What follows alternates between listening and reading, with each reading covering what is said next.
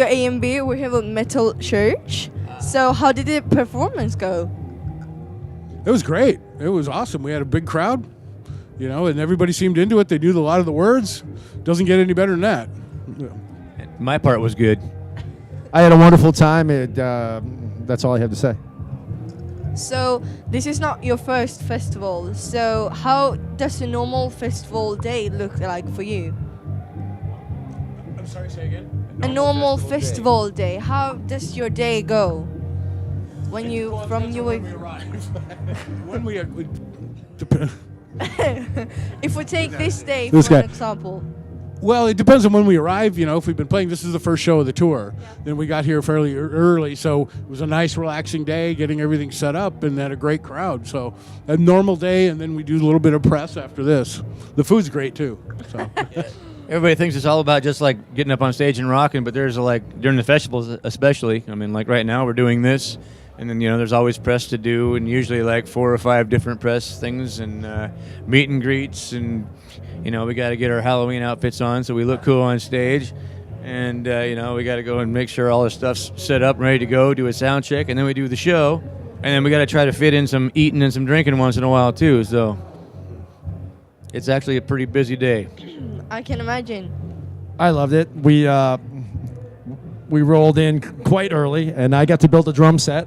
That's nice. we weren't exactly sure what the drum set situation was, and Eric, the gear guy, was very, very helpful. And we built ourselves a drum set. We built ourselves a stage, and then we went and rocked. It was wonderful. That's nice. So how did you all learn to play and sing? From the beginning, did you have lessons, or are you self-learned, or? We probably all have really different stories for this one. Oh boy, I learned how to play off records. Just Yeah. like that. Yeah. Yeah, I learned how to play off records too. The same thing. We just probably learned off of different types Learned of off records. the good ones. And you learned No. I learned off of Kiss albums and Elvis albums and things like that. Yeah. I don't know what the hell he was listening to. Emerson, Lake, and Palmer. Me too. Yeah, me too. No, I just listen. Being a child of the '70s, basically all the hard rock, old Judas Priest, Ted Nugent, AC/DC, UFO. I mean, all that stuff. And just learning how to play off the records, man. That's how you did it. You learn. Maybe took a lesson to learn your first chord or how to tune your guitar. Maybe. Yeah. Yeah, and then you're off and running. So. And you started off with a broom in front of a mirror, making sure you looked cool. Once you got that down, then you actually talked your parents into buying you an actual guitar. Yeah. Yes. I actually had a real drum set, but yeah, the broom's nice. Well, see, you were special there. My ex has a broom. What's your thought from the beginning to be, playing at Sweden Rock, for example, or perform as a band? Was it a dream come true since you were little? Very, very much so for me. Yeah. Absolutely. Yeah. I mean, this is all I've ever wanted to do, and if I couldn't do this, I'm not really sure what else I'd be doing. Be living in a van down by the river. Probably selling socks With me. Yeah, I've been informed that I'm unqualified to do anything else except hit drums, so that's what I do, and I'm kind of excited about it. What was your inspiration to start off from the beginning? For me, it's seeing the Beatles on Ed Sullivan. Yeah, that was the start. I got my first drum set 6 months after that. Got my first real drum set the following 6 months after that, and I haven't looked back. So, For me, I was 6 years old. My parents brought me to see Elvis Presley at the Seattle Center Coliseum, and I was like, that's the coolest thing I ever seen in my life right there. And at 6 years old, I knew that's what I wanted to do, was be a musician, not knowing exactly what kind of musician, whether I was going to be a singer, a bass player, a guitar player, a drummer, a fan, but I knew that it was going to have to be something with music. And then a little bit later in my life, I got introduced to Kiss, and then it was all over after that. So. For myself, the first thing I saw was Buddy Rich. He's one of the greatest drummers that ever lived. I saw him when I was 7 years old, and it changed my life. And I immediately knew that I had a lot of work to do.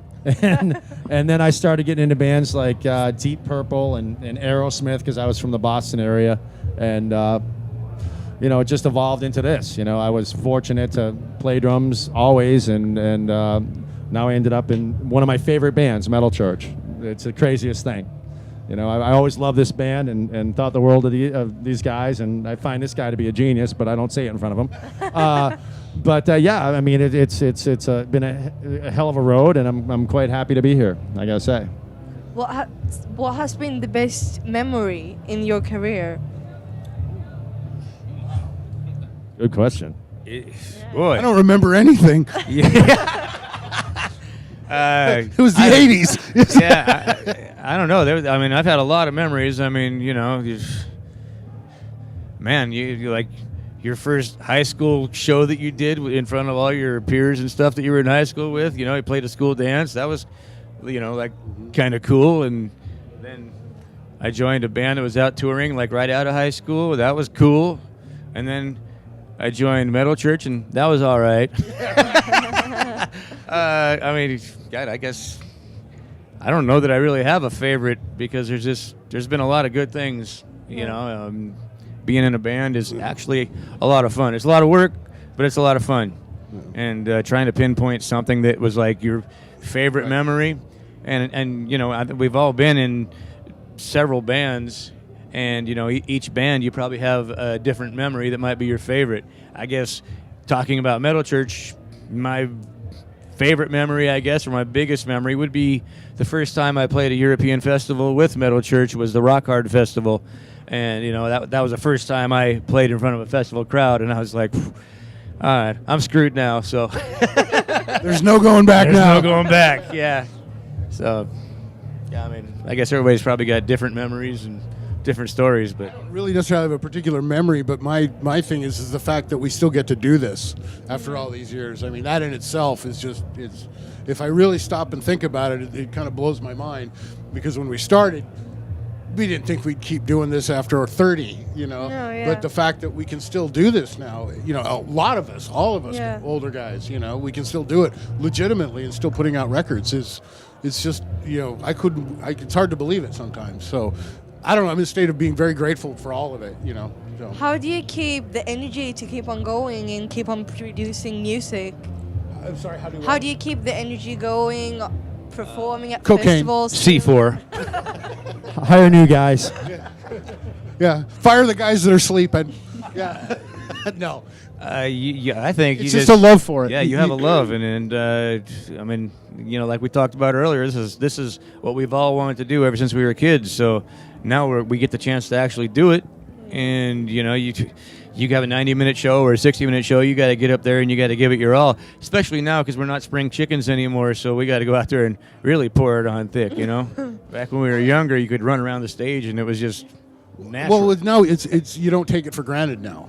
Now it's kind of like what I said. The fact that we're doing this and you have a more of appreciation for it now. Then when you're 20, you have a lot more energy and you're maybe a little more arrogant and things like that. But now it's more of an appreciation for what actually is happening. So I think that, for me, that's a lot of the inspiration. So now at last, do you have any inspiring words for young musicians out there to succeed in music career? I think about it a lot, being if I was a young musician now with how the industry has changed. Yeah. I don't know what to do. I don't know what I wouldn't know what to do. Social media, I guess, is it, but I wouldn't know because it's a whole different game now. Yeah. So So much in our time. Yeah. When I first started, referencing back to your question about highlights, I was elated when I saw myself on MTV for the first time back in 1988. What? When were you born? I don't want to talk about it. But yeah, it's like, back in the older days, there was so many less choices, so many less genres, and if you were on MTV in '88, everybody knew you, everybody saw you, and it was easier, I think, back then. Now there's so many different genres for people to actually break in this business. It's not a miracle, but it's something that people should be proud of if they're, for instance, like Five Finger Death Punch is a band that came from an idea to a multi-platinum act in our time, and that's one of the most commendable. That it amazes me because I wouldn't know how to start over now, But I'm thankful that I got in back when I did, and have maintained throughout, and then now landing in one of my favorite bands once again. What can I say?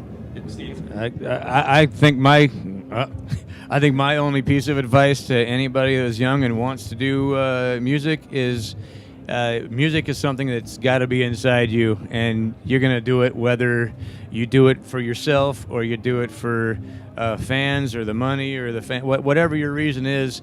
You have to love to do it, because it's a long, hard road, and there's a lot of letdowns, and you got to be strong and just kind of keep going, because you know inside yourself that this is what you want to do, and you just keep on keeping on.